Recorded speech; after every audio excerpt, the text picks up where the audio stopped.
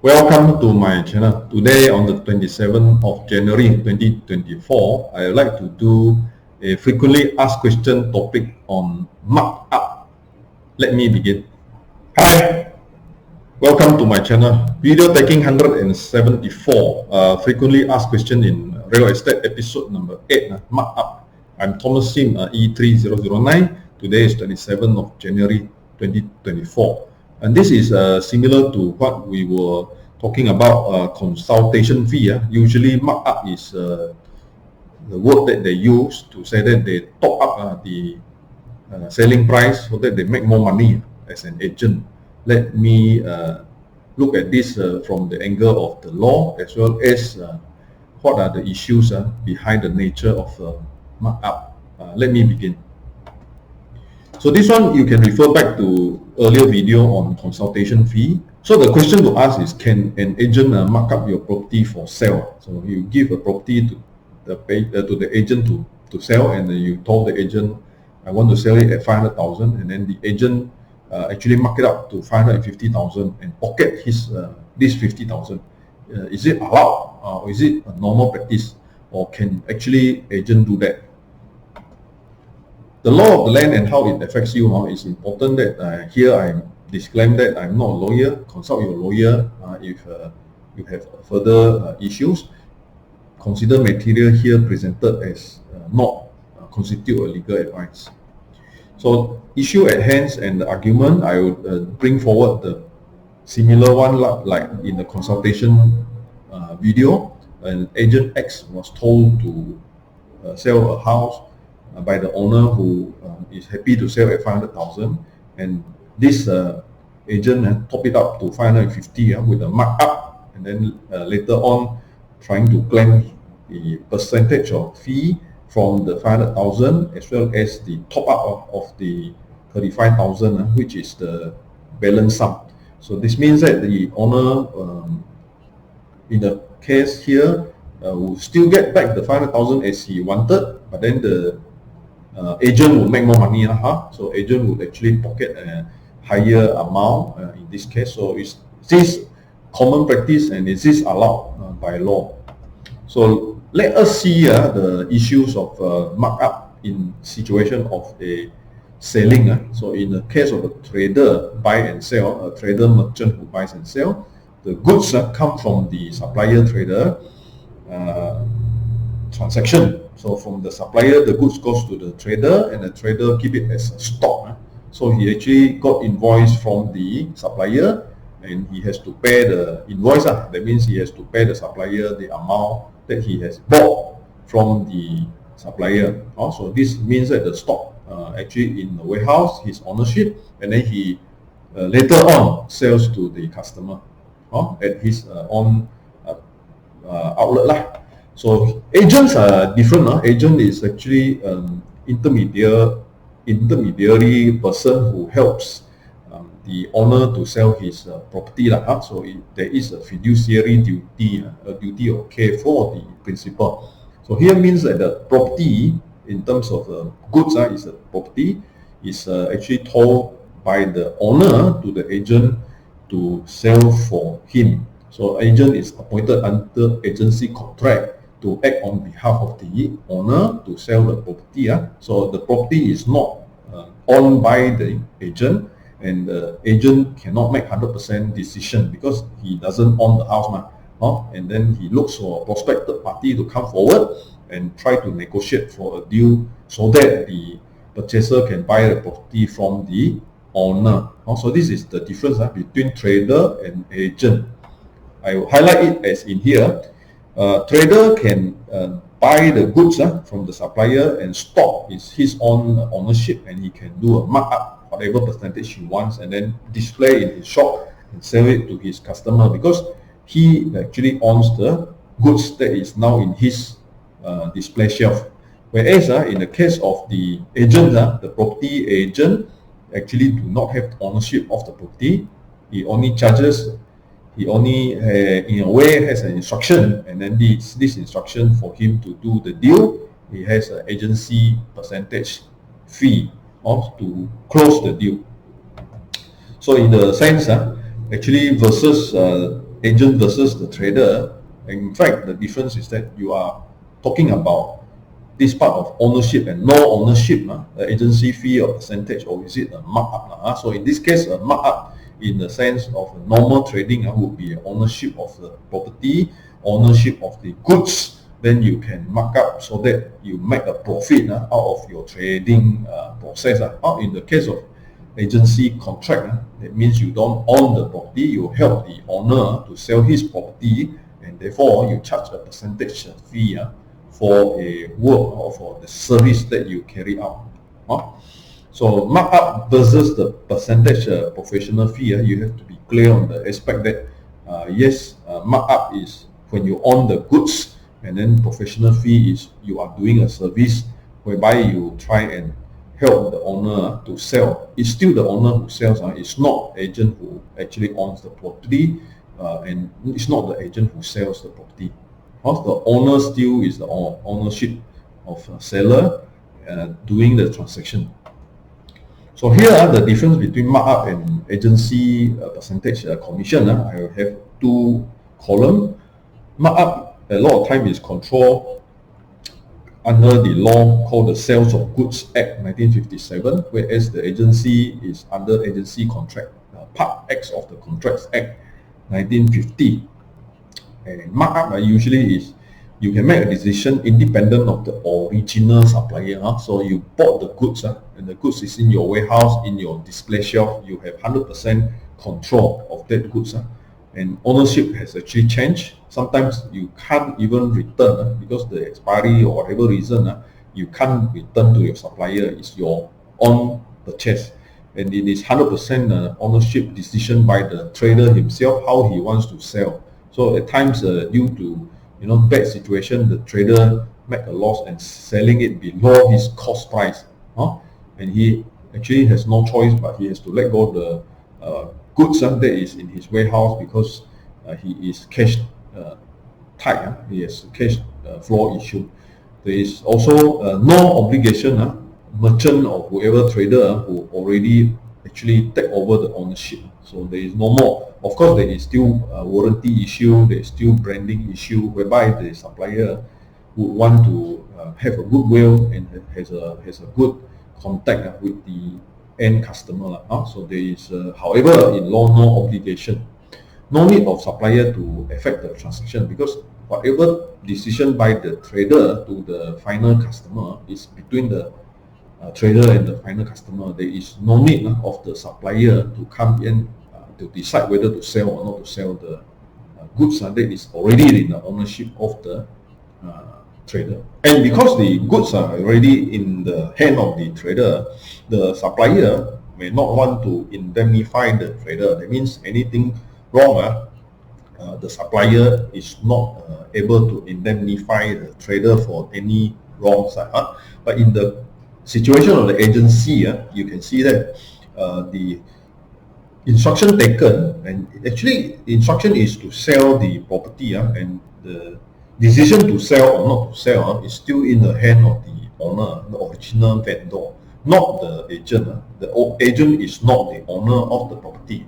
Ownership has not changed, and 100% decision still by the vendor, the owner, and not the agent. So if the agent carry out the instruction beyond his given power or scope of his work, the vendor or the principal in this case may not want to oblige to accept. So in case that the vendor doesn't agree, then the transaction still not being carried out. So this is obligated to the vendor, because the agent has no power, but obligated to the vendor to decide in 100% whether there is a sale or there is no sale, and there is 100% control by the vendor to effect the transaction in signing the sales and purchase agreement, in signing the tenancy agreement. So on the part of if eventually the vendor doesn't want, eventually the vendor abort the deal, that means there is still no deal. It's not that agent agrees and therefore the deal would be carried out. And in the most of cases, a vendor has to indemnify the agent. That means if any chance that the vendor has done a bot or done something wrong, then the vendor has to protect the agent and pay up whatever the damages to the agent. So this is not in the case of the situation of trader. So these two difference, you can see markup and agency fee is entirely different. So being an agent, you cannot mark up your property for the simple reason that I have put up here. You do not own the decision making. But there are also issues. What happened? Case study 1. Vendor actually, after discovering that you have done the markup, disagree to pay the markup when signing the sales and purchase agreement. So because he sees the sales and purchase agreement price as higher, and it is not his instruction that you have followed, then you actually exceeded your power. So vendor can say that he is not rectifying this difference, and he doesn't want to sign the sales and purchase. So at the end, you also cannot have the buyer paying the higher amount, and you enjoy the extra markup from the selling to this higher price buyer. So because the deal did not go through, the buyer won't pay for it because the owner actually disagreed and he doesn't want to sign the sales and purchase. If he is angry, he even may take action against you and bring forward the complaint to your agency. The second scenario for this situation is if he agrees. So if he agrees at a higher price with the markup, he can actually instruct the lawyer not to pay you any agency fee because you have, in fact, cheated him in that sense. He actually wants to pocket the extra. So in case of this situation, the lawyer also dare not protect you because it is not in the law, not in the state agency rules and the regulation that you can mark up. So the lawyer may not want to stand on your side. So the owner may eventually lodge a complaint also to board, and you don't get your money and you get into trouble because you cannot claim because you are acting outside what is allowed by the law. So even maybe complaint lodged against you in the board, and you have to pay penalty to the board of valuer, appraiser, estate agent, and property managers. And situation number 3 is that vendor and the purchaser discover the markup, and then actually the purchaser disagree to buy already. He bought, let's say he bought. However, there is still the booking fee. Let's say the booking fee is still in the sense given to the owner. The owner actually in a usual case may have written engagement that says that in this case, if the buyer bought, you are allowed to claim 50% of the forfeited deposits, owner's deposit that is forfeited. And in this scenario, because the vendor may be angry at you already, the vendor does not even want to pay you the 50%. And then you cannot go against the vendor because you have done something wrong, and he would use it as a weapon to disallow you to claim the 50%. He says that you are trying to cheat him. You may be accused of cheating him, and you may be accused of not doing your job according to the law. So this is sad to say. What can you do? What is the best scenario? So ideal case, it would be both vendor or the owner actually agrees on the marking up and pay you separately. So vendor knowledge is clear on this markup. He knows that you are going to mark up and able to sell at a higher price, and he is happy about it. He acknowledged that he knows about it and willing to pay you later. He can put it as in the case another letter saying that he is willing to pay you the extra. Put it as a profit share so you say put it as a higher amount, motivating you to do, and then it becomes a profit share with the agent in a separate agreed terms. And this is not an agency fee. You still claim your agency fee, but on the higher selling price, of course, because you have actually achieved a higher selling price for him. and the remaining balance, you share the profit between yourself and the vendor in a separate so-called agreed terms, both owner and the agent. So at the end, when it goes to the sales and purchase, you are signing at a higher price sales and purchase. Vendor is happy about it because he knows that you are making bigger effort to help him sell the property, and agrees that in the separate writing, agrees that he will share this profit with you as a profit share.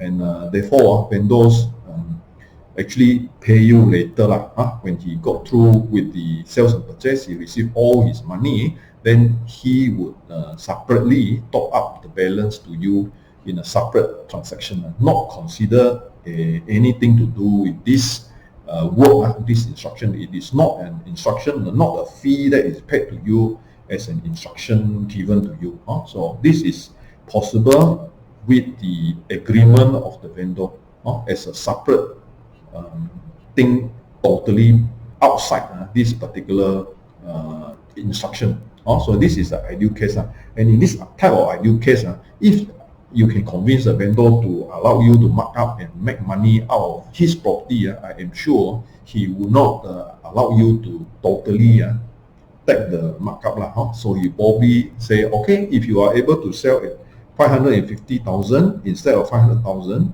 then I will share with you the extra, maybe a 50% difference, or maybe there is a higher amount that he will take 60%, you take 40%. So would you think that this will happen? In fact, if you get a vendor or an owner who is unable to sell his house, and he appoints you to sell his house, and you are able to sell higher than normal, well, good luck. This is a very good case if you are able to achieve. In the normal scenario, if the owner himself already are able to sell the house through his own effort, then you most likely have to try much harder to sell it at a higher price. Well, in the law, well, lawyers will have to follow this part where earners deposit 3% paid to the agency's client's account will be claimable upon the execution of the sales and purchase agreement. So this amount of money will be claimed by the agency. However, if there is a markup, usually this markup amount will be only be paid onto the lawyer's client's account upon signing the sales and purchase agreement. So in the sense that the lawyer would hold this amount of money, usually it would not be a markup for the booking.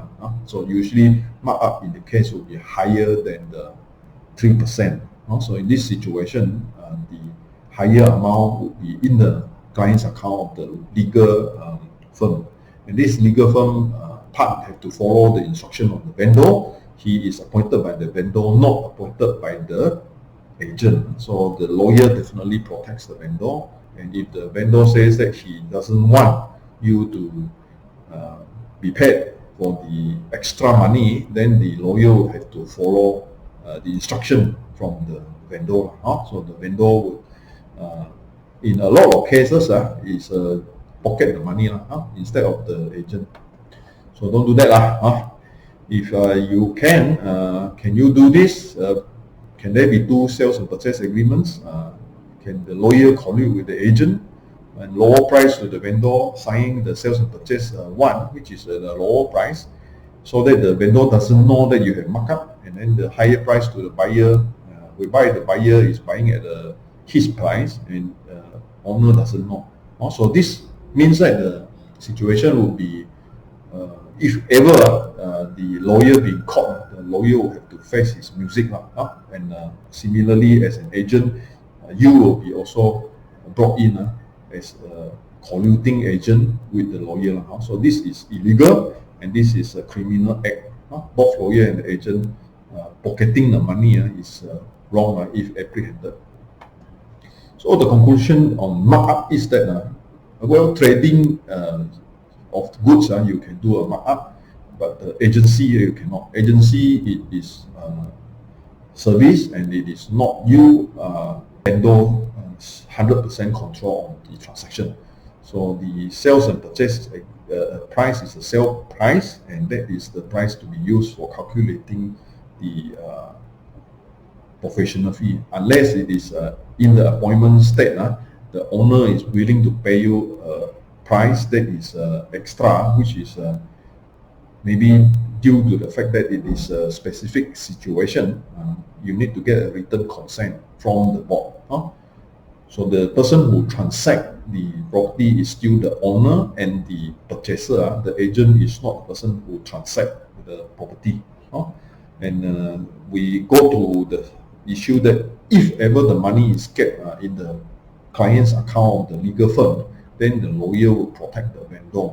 So the vendor would not want to admit that he has agreed to pay you the extra markup amount, and in fact he would turn back and say that you have cheated him. So this is a dangerous water to cross your issue of whose words against whose words. So it is usually not claimable and risk of being labeled as malpractice by your client. Thank you very much. These are my platforms: e-learning system, estateagentexam.com, and the advertising platforms. On one part, findway.info, which is a geo-linking of businesses, and another one is Contract to You as an IPI index ranking of properties. I have my videos in the My Real Property Online website. Thank you very much for coming to my platform. I'm Thomas Sim, E3009. This is my mobile number on display. They are my website and platforms. Thank you so much.